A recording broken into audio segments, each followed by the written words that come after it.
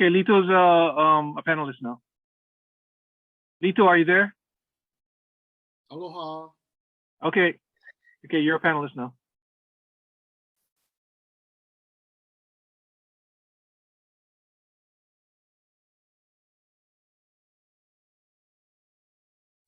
Mahalo.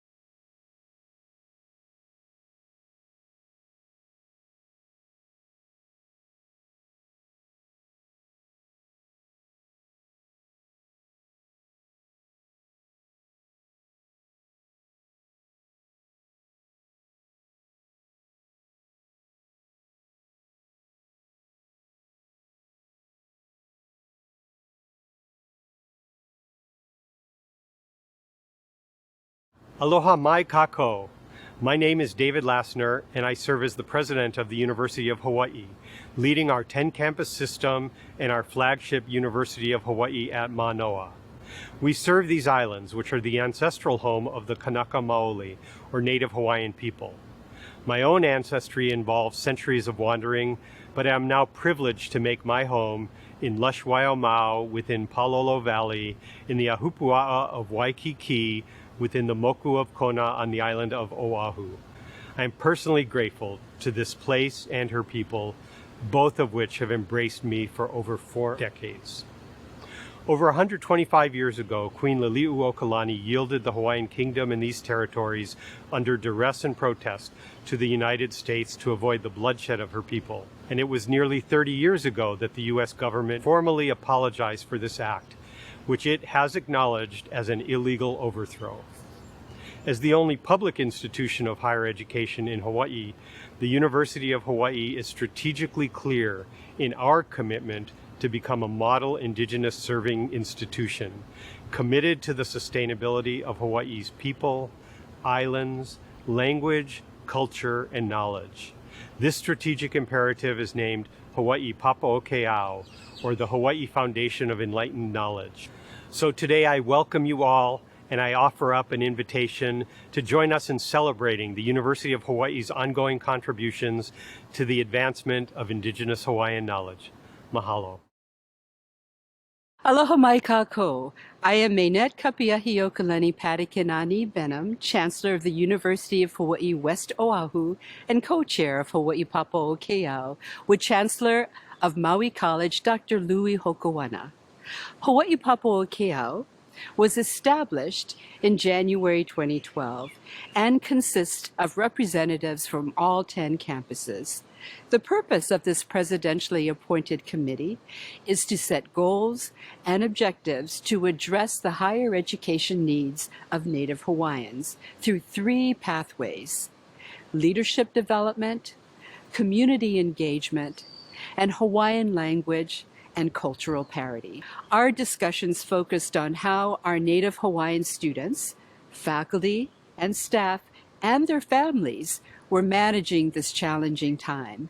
Committee members shared that folks on their campus were feeling isolated, disconnected, and depressed due to the psychosocial, emotional, and economic impacts of the COVID-19 pandemic. So we asked, what could Hawaii Papaʻokeʻau do? And after some discussion led by Tapori Tangaro, representative from Hawaii Community College, we decided that we wanted to address Indigenous well-being through the nourishment that can be found in the abundant talent and knowledge across our campus communities. Hence, the birth of the inaugural Hawaii Papaʻokeʻau series, He Ukana Aloha Kā Kīlauea. E nānea kākou I ka ike kupuna I ho'owili ai mai ki kilo mai. Enjoy and be enriched by the wisdom passed down from our kupuna through so many generations to us today. Aloha. No tihi lawe te aloha la hanali o ka kele ta moana la hana holo ma mua holo ma ho pela hana tau pono tai hui tamata hani la hana hae o mai ki la hue ala hana tau ahe ahe ia I taili taila hana haki nua kauahi I te taila hana no mea e kaui la malaha lola hana waho mai au o taihi vila hana no kamehameha e 5.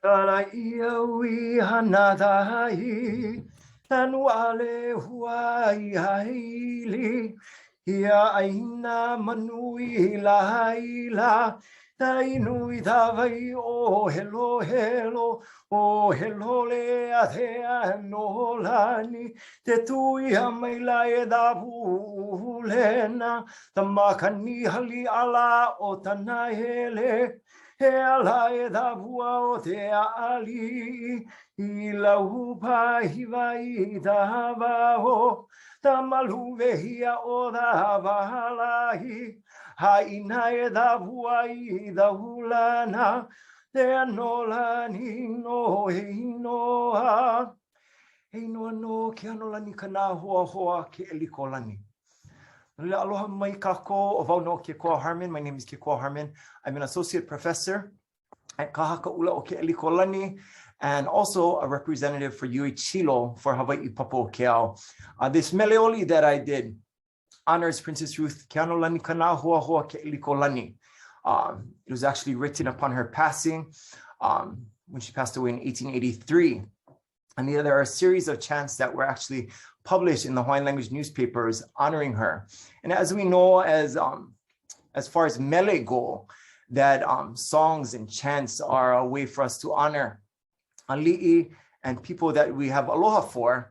And it is something that never fades, never ends, this type of mele. So that's a mele for her. Princess Ruth Keanolani Kanāhoahoa Keʻelikōlani, and on her lahanau, La'iwa of Pepeluali, the 9th of February today. And how appropriate it is that we are in Hawaiian Language Month in February also. So the name of our college here, we're coming here from Kahakaʻula o Keʻelikōlani. We're located in Waiakea. Our college is named for the venerable standards of Keʻelikōlani because she's a role model for us. She embodies so much of what we're striving to accomplish here at Kahakaʻula, to reach these high standards of Hawaiian language and holding on to our Hawaiian culture and traditions. The name of our building is called Hale Olelo. Some of you may have seen that in our advertisement. It is named for Princess Ruth's hale that was located on the side of Hulihe'e Palace in Kailua Kona, which was a very simple home, a hale pili in Kailua. But without further ado, I'd like to introduce my hoa, ku'uhoa o Lito Archangel, and my colleague, who is an instructor here at Kahakaʻula o Keʻelikōlani, and who also cares for our gardens here at Hale Olelo called Ululau Mahie. He is a good example of someone who is inspired by the life of Princess Ruth Keanolani Kanāhoahoa Keʻelikōlani. And I asked him actually a few months ago, 3 months ago or so, Brother Lito, kokua, if he could share about himself and how his work here at Kahakaʻula is inspired by Princess Ruth's life and what he does. So I will hand it over to ku'uhoa o Lito Archangel. Mahalo nui e Lito. Aloha. Mahalo nui e ke koa. No ka holana na mai a'u. Ai ai hale olelo I ka aina o ka lawai a manu o ka wili. Ko Waiakea ka aina hala mapu a ala o upeloa. Ma ka ikena o na lehua kaulana o mo kaulele. Aloha awakea kako. Mahalo nui for having me here in this webinar. You know, there's a lot of information. I think during this pandemic, we've been able to acclimate accordingly in regards to technology and utilizing things such as Zoom to carry on with our everyday business. And so with that, we have definitely grown and acclimated appropriately during these pandemic times. And you know, what a coincidence that during the time of Keʻelikōlani, there were also pandemics, and that they all had to watch out and be aware and maka'ala as well. But for us here in the present day, the fact that you can find pertinent information online made me think about, okay, how should I present this webinar about things that, you know, most of us could look up online? And I'm sure that a lot of you guys have pondered that, as well as thought, you know, there's really a benefit to visual and practical learning. Yeah, stuff you can learn in the books, you can learn by reading history, and even possibly at the least Googling it per se. Yeah, in this internet world that we live in today. But how do we retain that? How does just reading it or just looking it up affect us? And it has very little effect on us if we're not initially engaged as it is already.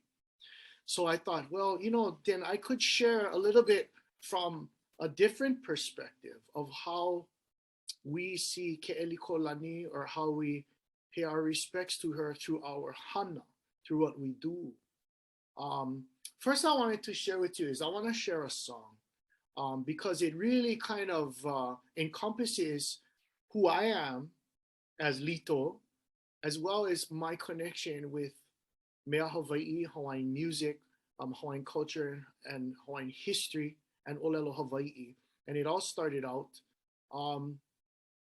when I was 8 years old. I come from the now non-existent plantation town of Ola'a. It is now called Kea'au, which is its original name, but it is actually called Ola'a and named by the plantation owners, and they wanted to kind of create the entire town to be supported by the sugarcane plantations. So along with Ola'a town, there was Ola'a gas station, Ola'a bowling alley, Ola'a to represent the plantation. And then down the line, a descendant of Shipman and a Hawaiian descendant that was related to Shipman had moved back, and she was kind of a history buff, and she noticed that Kea'au was actually the original name of the Ahupua'a, and so she renamed it Kea'au. So my generation is the very last of the Ola'a plantation generation. And so when I was a child, I was maybe about 11 when Puna Sugar, it was named after, shut down.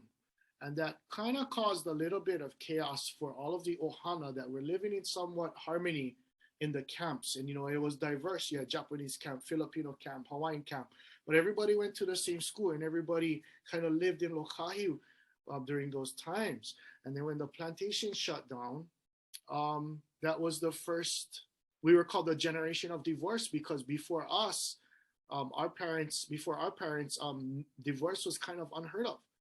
And so in the public school system in Kea'au, there was still Hawaiian culture being implemented in almost every class, whether it be through our teachers or kupuna, like Kupuna Kauhi, Emma Kauhi, who came and talked to us, my auntie Connie Camarillo, Ray Peralta. A lot of Ohana and a lot of Native Hawaiians worked within the system and incorporated it within the curriculum. And so during those times, we were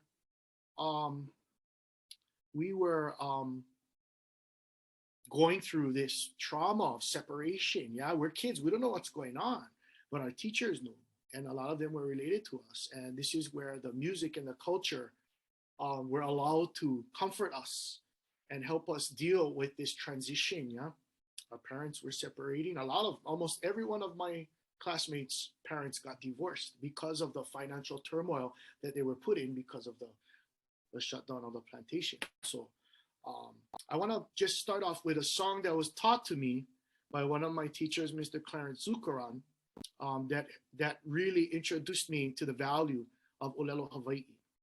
The song is entitled E Ku'u Morning Dew. And while I'm singing the song, I'd like to ask you if any of you guys have any questions to think about it while I'm singing it. And then if you have any questions, please feel free to put it on the chat box.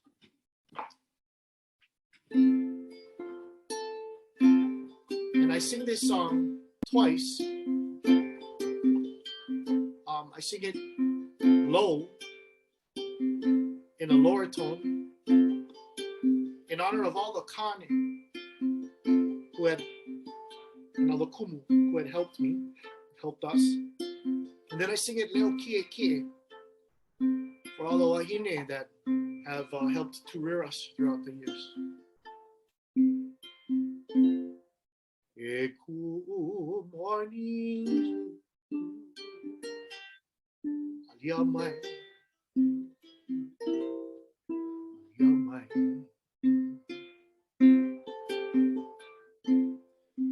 maliu mai oe I ka ue ane e kali mai oe iaune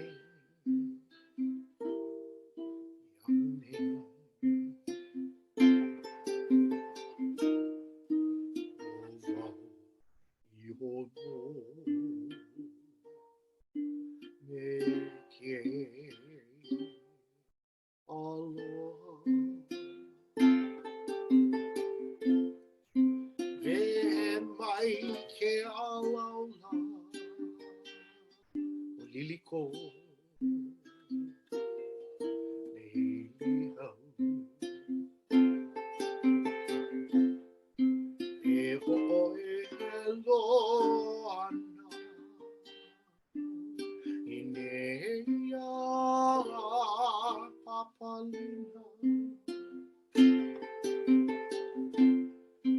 iuka omana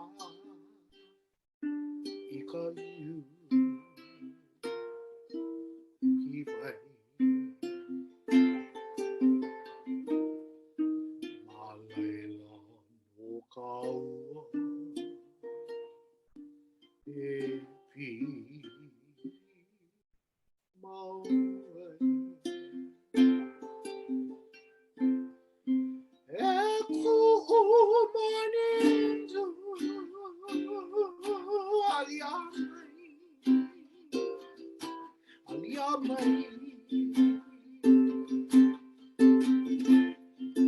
maliu mai oe I kau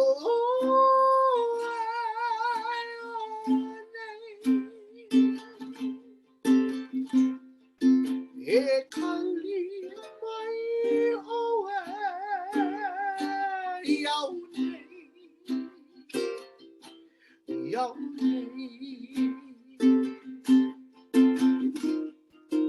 o vau I ono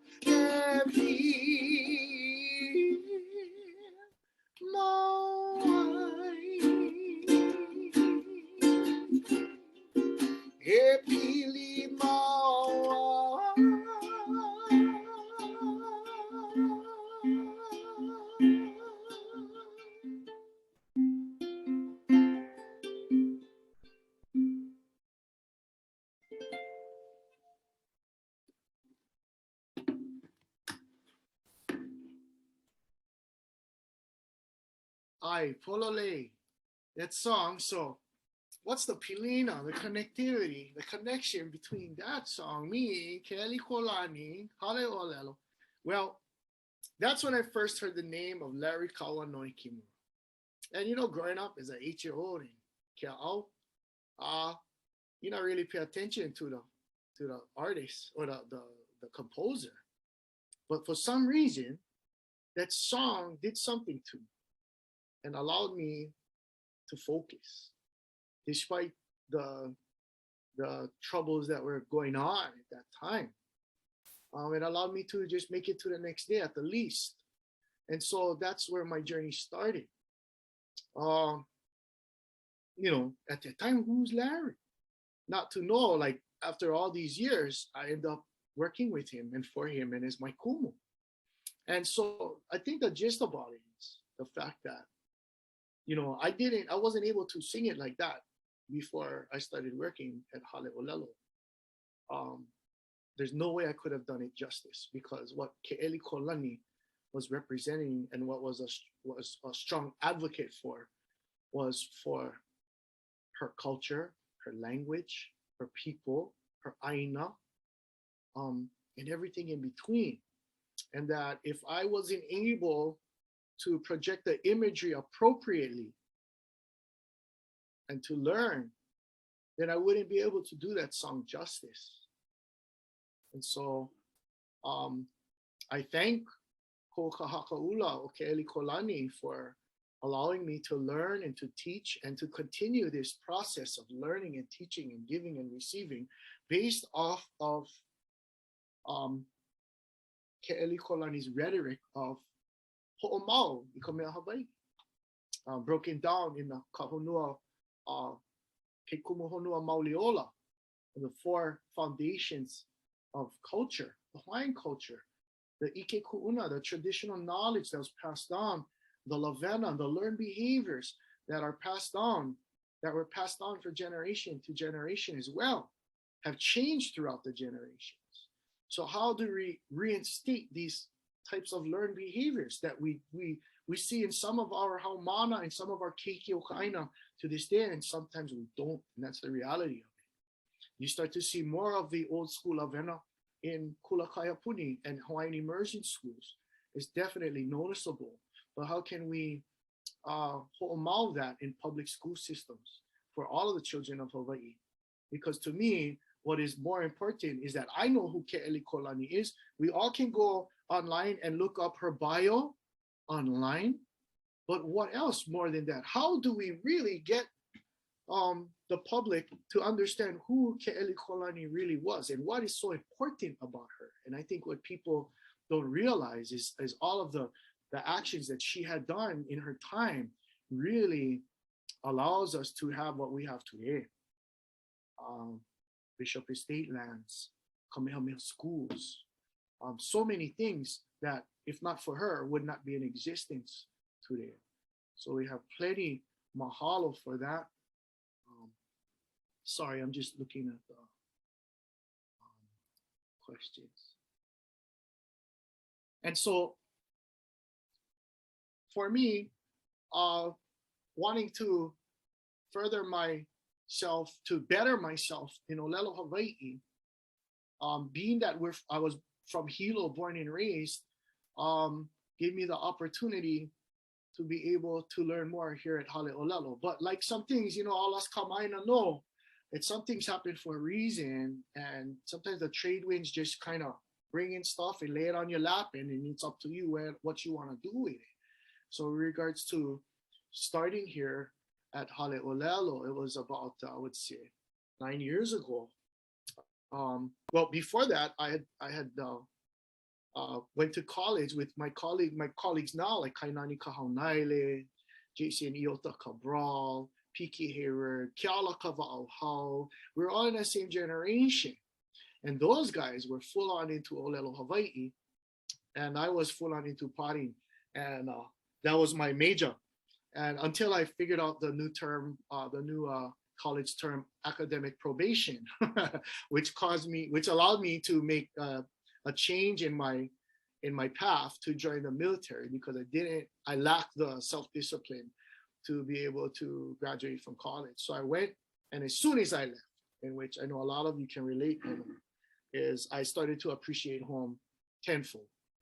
And because I lived on a ship, on a moku, kawa, in the Navy for 5 years, every day I played ukulele and sang. I relearned all of Mele Hawaii. I sang it to my friends from all over the nation. And, I sang every day on the fantail, whenever at sea, through every sunset. And it helped me at least make it to the next day. And I went to 33 countries of the world playing my ukulele. And I got feedback, mostly all positive feedback and some monetary feedback, singing Hawaiian music in places like Japan, Philippines, Australia, Africa, Persian Gulf, and every single one of them loved Hawaiian music. I would sing songs like Ikona, or even Hapahaole songs, or Ku'ohome o Kahalu, and they would love it. Despite the cultural differences, they could really get the gist of this music. And I thought to myself, when I get out, I want to be a professional musician. And so that's what I just did. I got out in 1999. I started my musical career, and also started my college career. I attended college at University of Hawaiʻi. I got my first degree in kinesiology. At that time, as soon as my graduation, my professors in that department asked me to teach the entry-level classes. And so I took up their offer, and lo and behold, I'm teaching classes next to my good friend Jason Iota Cabral. And I, while I was going to college, I took Papa Olelo, I took all the Papa I'a and Papa Meokanu and Papa Ohana, and all these things that really engaged me. It wasn't easy, but it was engaging. And since I had done that, and I'm also a ko'akai, a waterman. I've been working as a lifeguard since I was 15 years old, in between jobs. And Iota had asked me, "Hey, you like teach Papa I'a, aka Hawaiian ethnozoology?" And I'm like, "Oh, I don't know." He's like, "Yeah, no, you can." And I'm like, "Okay." "Oh, but you gotta learn Hawaiian though." And I'm like, "Oh shucks, I don't have time for that kind of stuff." And then I started singing more in Hawaiian music, and I got better. And then I ended up producing my own, creating my first CD, Make Aloha. And before I finished, I knew that, hey, you know what, this day and age, it's not like the kind back in the day where everybody speak Pidgin. Nobody really speak Hawaiian, and you could hear all the hama-hamas in the Hawaiian music, but it didn't matter because we were still perpetuating Hawaiian music. So that's the main thing. And so I knew that if I wanted to do this first CD justice, I would need to do it pono. As a Kolohe boy growing up, I pretty much knew what not to do. So that left me with no other choice but to do it in a pono manner. Now, going back to Ke'elikōlani, I noticed this sticker that was circulating throughout Hale'olelo, throughout the university. And it was kind of trendy. It was a picture of, I don't have it with me, but it was a picture of Luka, Ke'elikōlani, a black and white kind of format. And underneath was the words Heaha ka hana Luka. And it's translated, "What would Luka do?" And so of course that told me like, you know what, I gotta do them the right way. And so instead of taking up Kumu Iota's offer to teach Hawaiian ethnozoology, I decided to take Olelo class first, so that they would see my actions as authentic in regards to, no, I really want to learn Olelo Hawaii. I don't want to just learn Olelo Hawaii because I have to. Because as one rascal boy, all the Kumos, they go, no, when you mean them and when you don't mean them. And so I did that. And of course, Kumu Iota saw me in the hall, asked me, "What you doing here?" And I said, "I'm taking class. I'm taking a 108 class," which they don't have the classes now, but before 108, 208, 308 is a 2-hour intensive Olelo Hawaii class. It's 2 hours a day. So I took my first class with Kumu Kaliko Trap, my second class with Kumu Maikalani Baklig, my third class with Kumu Iota, and all 2 hours each, 2 hours each. And it was very intense. It was like boot camp starting all over again, but I knew that I needed this because I know that at my age and our generation, we're not necessarily ma'a with Olelo Hawaii, other than the Hua Olelo that we incorporate inside our Olelo Pa'i'ai, or our Pidgin English, as well as our actions and the things that we do. And so Kumu Iota just said, "Why, you still like teach Papa'i?" And I was like, "Oh yeah, if can." He's like, "You stop tomorrow." And so that's when I started. And all the while, I continued to teach and learn and teach and learn more and more about Ke'elikōlani, about all of the kumus, about Hale'olelo, about Punana Leo, about the history of the fact that, Ke'elikōlani really was a strong advocate for preserving Hawaiian culture and Hawaiian language, because like the facets of culture, language is an important facet, along with pili uhane, lavena, and traditional knowledge. However, without the language, oia ke ka'ao ka maui, that's the one that makes everything happen. You take away the language, then you hinder the progress of all of the other facets. And the importance of the language for everybody living in Hawaii is so crucial. And at the time of Ke'elikōlani's life, she was obviously witness to all of the changes happening politically. You know, I think the best thing for me, learning Hawaiian language, and in regards to that song, I'm able to develop the imagery. I'm able to be able to empathize, to be able to put myself in Kapo'e Kahiko's shoes, in Ke'elikōlani's shoes. What was going through her head when she was witnessing all of these changes of people in parliament, in the monarchy, those people, foreigners working with our mo'i, maybe possibly urging them, you know what, maybe we should speak English. It's way more faster to conduct business. And, you know, everybody speaks it nowadays. What does that do for our lahu? What does that do for our Olelo Hawaii? Yeah, Alaila. I mean, and so, you know, you got to ask yourself, wow, you know, was Ke'elikōlani the only one really advocating for this? There was change. I mean, you got to understand that within 100 years, so much change had happened. It was kind of a big blur. And all the while, Ke'elikōlani was able to see this. And she was considered one of the last of the Aliʻi with the, you know, you hear the mana. Yeah, they have that divine power that the old Aliʻi had, being a descendant of Kamehameha I. You know, there's accounts of her doing amazing things like stopping the lava flow that threatened Hilo in 1881. And so all of these things that were put on her made her even more aware that all of this traditional knowledge and Olelo Hawaii, everything was kind of fading out, and that if there's anything that she could do about it, she would, you know. And so she resided at Hulihe'e, but she chose to live in her halepili, in her grass shack.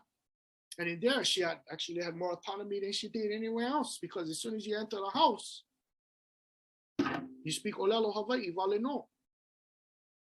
And I think it is just that here at Hale'olelo, we continue to follow that rule that we should, out of respect for our kupuna, for Ke'elikōlani, is that all limahana of staff and faculty all speak Olelo Hawaii. And at first, I gotta say, you know, yeah, I'm human. In the beginning, and of course, I was in my mid-30s when I started learning Olelo Hawaii. Of course, I'm gonna wish that, I wish we could just cheat a little bit. As a Kolohe person, I wish we could just like speak English only here and then just hide on the side. One typical Kolohe person. But I'm so very thankful of the ongoing aloha that was given to me. And it's that aloha that needs to be perpetuated throughout our island. The aloha, that o'olea, the strictness is there still yet, but it's not humiliating. It's not to put you to shame. It's just correcting, like a mother would correct their child, like a teacher corrects their students that they care for. That lavena still exists today, especially here at Hale'olelo. When every day I see these students, they're so engaged, and you know, the retention is great when you're that young. When you're OPO, you're a sponge. And the fact that I'm still amazed at how much these students can memorize and can recite and say it with such purity, it just reinforces my intrinsic motivation to work here every day. And so it actually is something that I'm constantly sharing with the community, with people. And through the years lecturing Hawaiian ethnozoology, as well as in kinesiology and the performing arts department, I eventually was challenged by my boss, Kumukeiki Kawaiʻaia, with a new project, which allowed us to expand our horizons in regards to how we continue to perpetuate Ke'elikōlani's rhetoric, yeah, of Olelo Hawaii, of Kamea Hawaii, ka ike ku'una, ka ike kupuna, ka lavena, a me ka pili uhane. How do we do that? Well, a lot of stuff has been going on inside Hale'olelo. And it was about time that we make like kapo'e kahiko and start doing things outside of the hale. because that is also a classroom as well. And so we started a real basic project. Basically, it was a champagne project on a beer budget. And being from Hilo, those of you from Hilo or grew up that way, you know how it is. A lot of it starts off like that. And that's initially the first phase. And then it's up to me. And you know what my kumu and my great mentors have always told me, as well as their other students, is that we don't give you anything that we don't think you can handle, that you cannot handle. We give it to you because we know you can handle, and we know you can do it.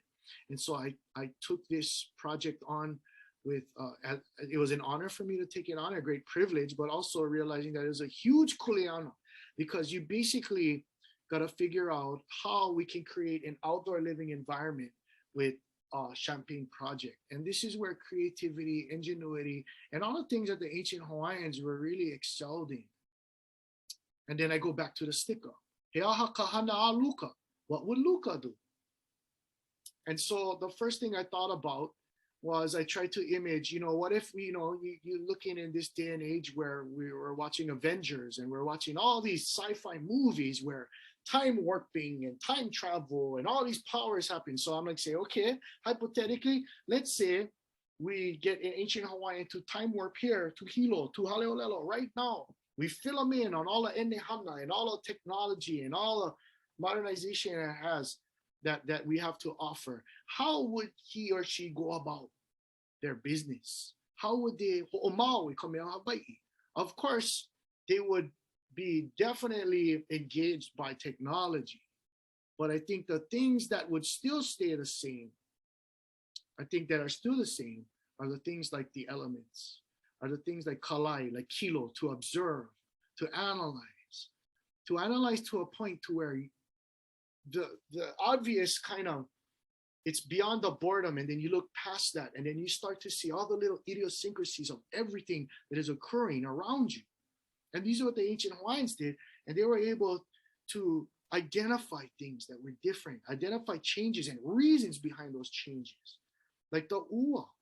And so if they were subject to creating a garden outside of Haleolelo, would they still allow the water to guide them, to show them the gradient, to show them the places where the water collects and where to dig the awai and all these things? And so with this project, I started to develop a perspective as if with the intention of imaging with imagery that, what would Luka do? What would Poʻekahiko do? And so that's how it started. And so we started our Kihapai, our urban cultural botanical garden here in Haleolelo, where before we were hidden from the rest of the university, we were surrounded and encompassed by a vastness of invasive albizia trees, which it's kind of like a hydra. You cut one, 10 grow up in its place. That's basically what it was. And so we collaborated with the Department of Forestry and with Hilo Auxiliaries, and we were able to grub it and then utilizing the little funds that we had to make it how it looks like today. And I just want to show you a picture of what it looks like today. And so I took this picture the other day because I was cutting grass, and I noticed that the ohia mamo was in full bloom on this little tiny ohia tree that I grew. And I'm like, oh, kupa naha, it's amazing to see all of these hualehua just growing on this small little tiny ohia tree. And before, it did not look like that. And so let me just show you.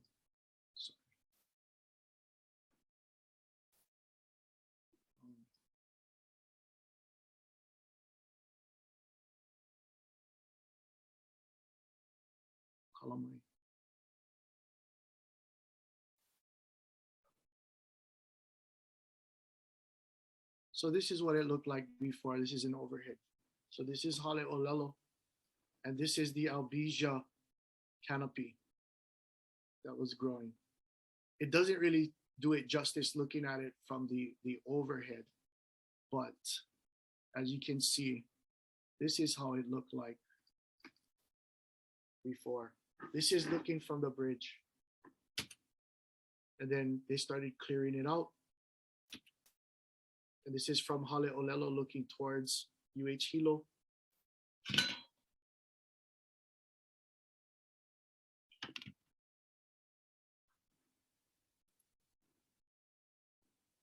And so, I'm sorry.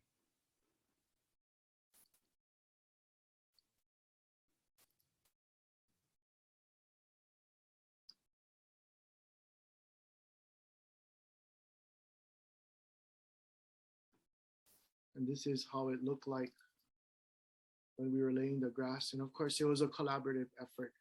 And it was the fact that of what Keʻelikōlani believed in and how she wanted to perpetuate and hold fast the facets of Hawaiian culture. This is how we could give back.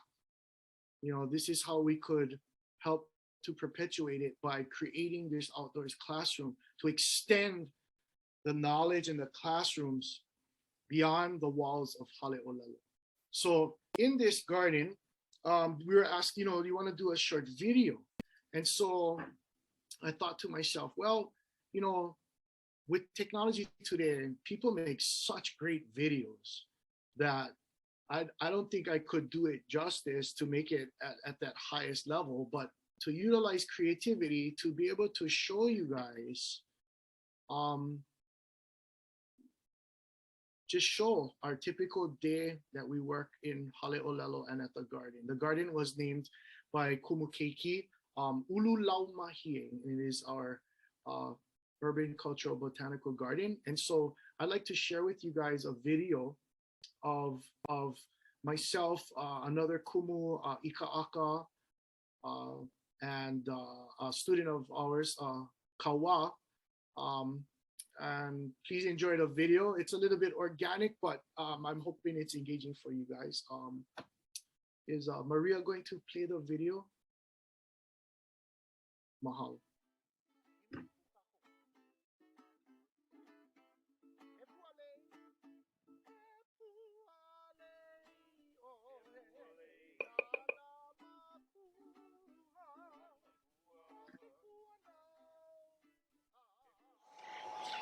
Aloha kako. Welcome to Haleʻolelo. This is our beautiful urban cultural botanical garden, Ulu Lau Mahie, with some of our Ho'aloha here helping me with pulling some kalo, learning and growing and working all at once. Haleʻolelo is very special to us here in Hawaii, here at the University of Hawaiʻi.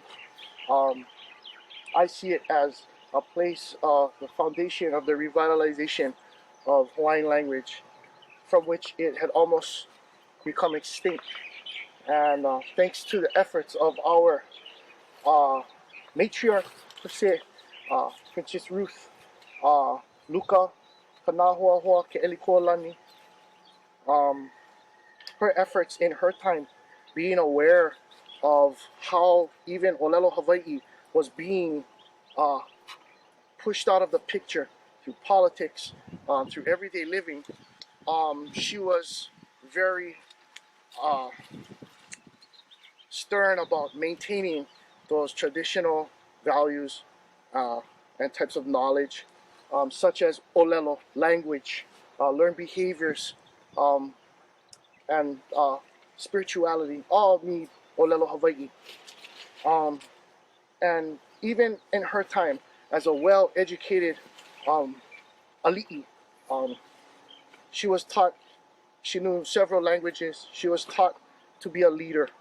And even though she had not as much control as King Kalakaua or Liliuokalani, she could, however, help to govern. However, she preferred to do her business in Olelo Hawaii because it is her mother tongue. A lot of things were changing, and so what she decided to do about the things that she couldn't change was she went back to her roots. And instead of staying in a prominent building or a palace, she decided to reside and spend most of her time in her hale, in her grasha, halepili. There, once you entered, you follow all the customs, respectful and relative to Hawaii, to Hawaiians. And so you only spoke Olelo Hawaii in her hale, no matter what business you had to do. We are touched and very, very thankful that she was able to keep that foundation going, even through all what has happened since then. The way that we show our mahalo to her is, of course, in her name. One of the last to really make a big effort to preserve Hawaiian culture, the people, the mo'olelo, the language. And so she named that grasha Hale Olelo. And so it would only be in due respect to name this beautiful building after her hale. And of course, this college is called Kahakaula o Keʻelikōlani. Basically, means, you know, Keʻelikōlani's place, with a lot of mo'olelo just in that long, in that title. And we're very proud of it, and we're very respectful about it. So for those of us that work here, we only speak Olelo Hawaii. We try our best, and if we're learning, we are supported, we are corrected, we are nurtured, we are done in a way that was done similar to that of Kapo'e Kahiko, of the ancients, of the kupuna of Hawaii, because they knew what the formula was to live a pono life here in Hawaii.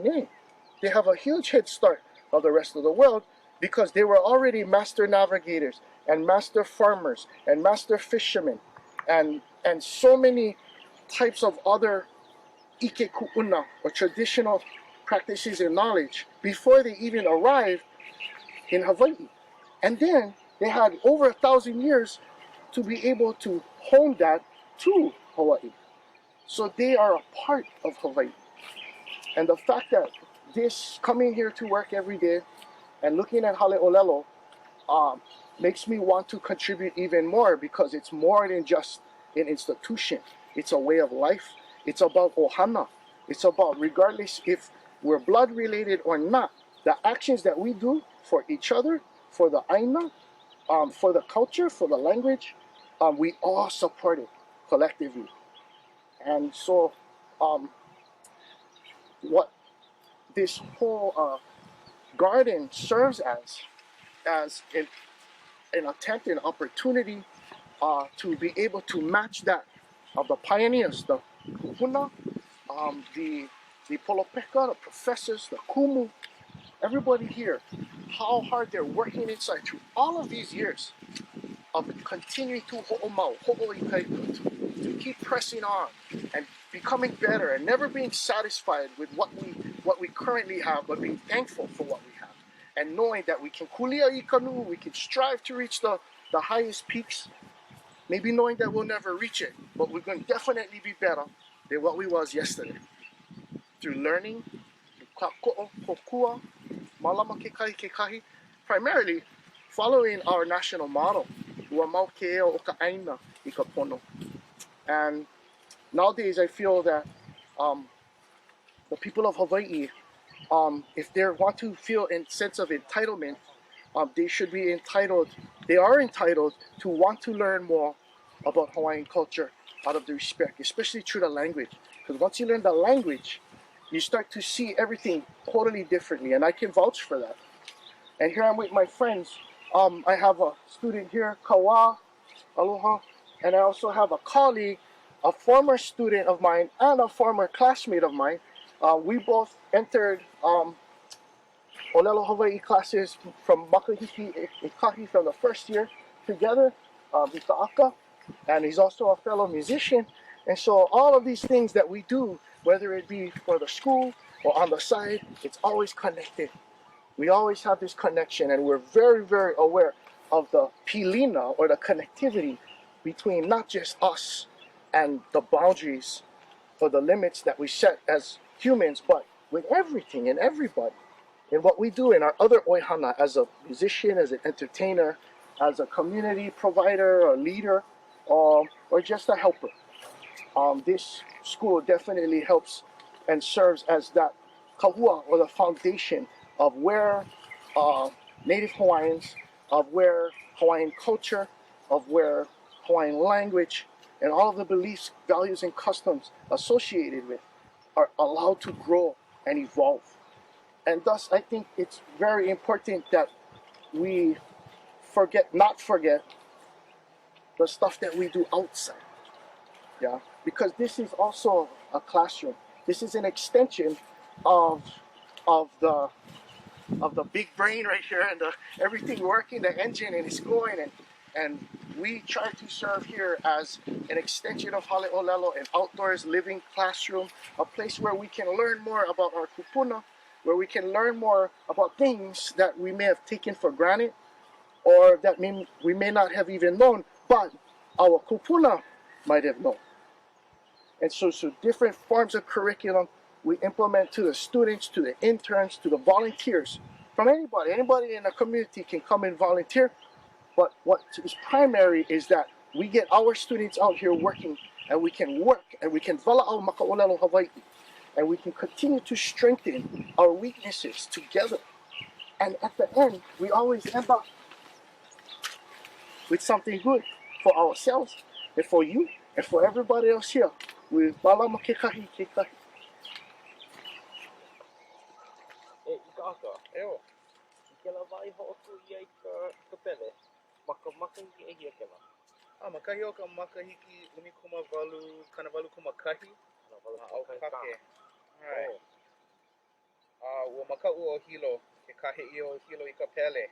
A leila ua polo ai lako ia Ke'elikōlani. Noho ana oia mau ahu ia wā. Alright, oia ia nei. Ka wā. O ke ali'i hea. Mo i hea. Kalakau no ho'i. Kalāhoahoa ka. This should, it hoa mau o olua I ka walau ana no I a vananga I a wā. They might want to hear it. Ho mau ke olo. No laila, pehea oi I ho'oku ai ka la pele. So there was one time in 1881 that Pele was threatening the town of Hilo from Mauna Loa, and Princess Ruth Ke'elikōlani was requested and asked to help do what she can to ask her Aumakua Pele to stop the flow. She was sick in Honolulu, and she was getting better, and when she got a little better, she arrived in Hilo.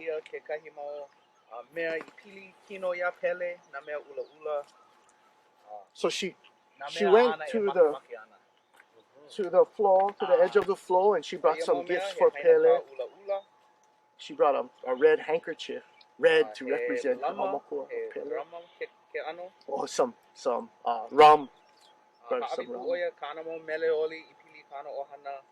And she wrote a mele, a chant pertaining to her ohana and her lineage and a connection to Pele, and she shared all these gifts with Pele. No laila, ku honua ka pele ai ole ua kali oia ke kai la. No laila, haawi oia kana mau ho'okupu, kana mau mele no ke kai mau hola. Mahope mai, ia moi I hola, mamua pono o ka pele. So Ke'elikōlani didn't just leave; she slept there overnight, and she was just recovering from being sick.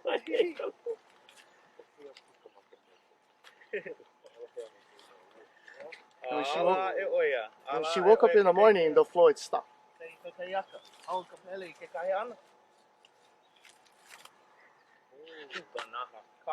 Amazing. And that's what kind of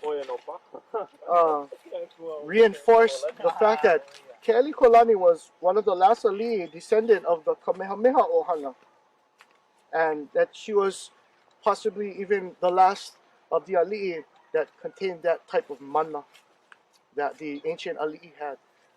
And it kind of explains for her devoted passion for all of her traditional values, beliefs, knowledge that has been retained throughout the centuries. So it's a really cool story. E mahalo e olua no ka o ko na o olua a haia na mai ka olelo o hele a me Keʻelikōlani. Mahalo e rita, mahalo. Mahalo no ke puahine. Oh. I me i pukako. E pualei. E pualei. Oh, he. Na na makua. O ke kua nau. Me pawahi. E mamo hiva hiva. Na ke kupuna. Na vai ea. Na kamehameha. Ai ai Honolulu. Ai ai Honolulu. Oh homenani. Hihino he. Kala I ke aua. Ai ai kailua. Uvuli he. I ka malu o ke kuahini. O pualalai. Ai ai hilo. Ai ai hilo. Ka wahine o pele. O hanga au makua. O Keʻelikōlani. Awa e noe. I ke oli oli. A moe moe mali e mai. Ka wahine o ka lua. Ua nui ke aloha. Ua nui ke aloha. O nā Hawaiʻi. Ke aliʻi wahine. O ka lahui. Ua ka mahao. Kole o aloha. Hele o mananui. Hele o Hawaiʻi. Ua ka mahao. Kole o aloha. O Keʻelikōlani oe e o mai. O Keʻelikōlani oe e o mai.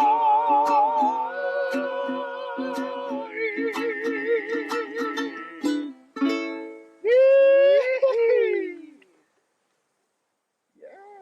That was fun.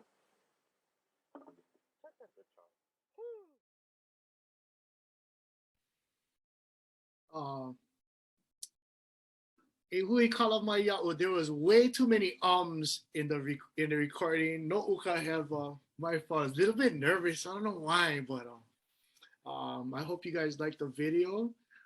Is there any questions for you that you have for me? Sorry. But if not, I'd like to mahalo all of you for attending this webinar. I hope you got something out of it. And I hope if I put my email on there, if you guys want to, let me do it again.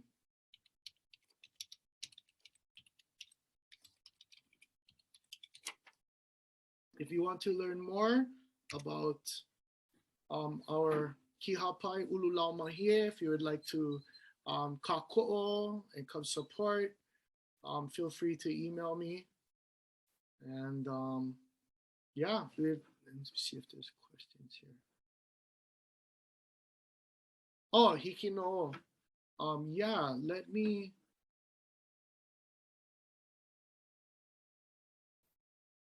If you email me, then I can send you the PDF. I'm not sure if I'm able to send the PDF on here. I might be able to. Let's see.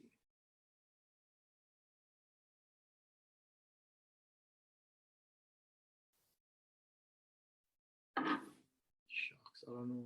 I don't know how. But yeah, if you email me, I could send out. That song was written by Kumu Kalena a few years back with his class, and since then we have used it as the main song for Keʻelikōlani here at Haleʻolelo, and it has evolved through the years. It was done in parts as we had done it in the video, but of course during this pandemic, the synchronization doesn't work too well when you're singing all together on Zoom, so it had to be kind of condensed to just a solo version, and you know, who knows how it's going to be evolving in the future.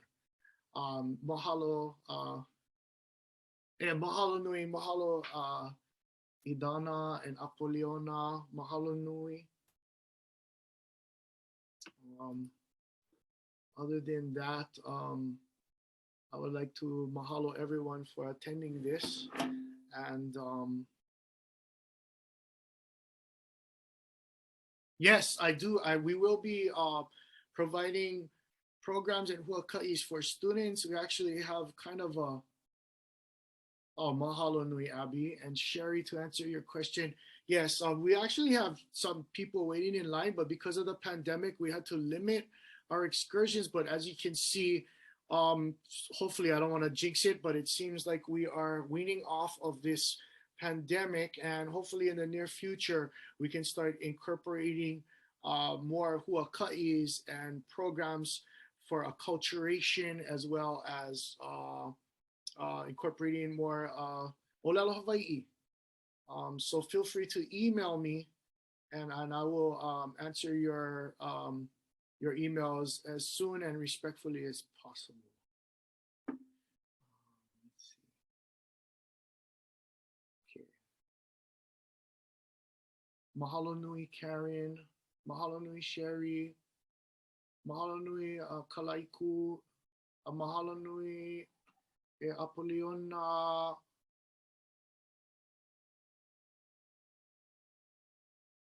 Mahalo nui ke kula kamali o Kamehameha.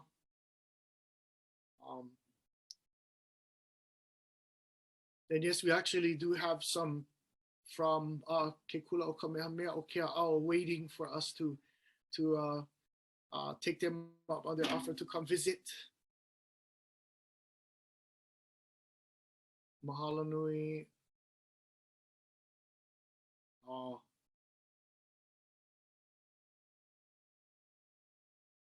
Mahalo nui. Thank you, Ke aloha nui, mahalo nui.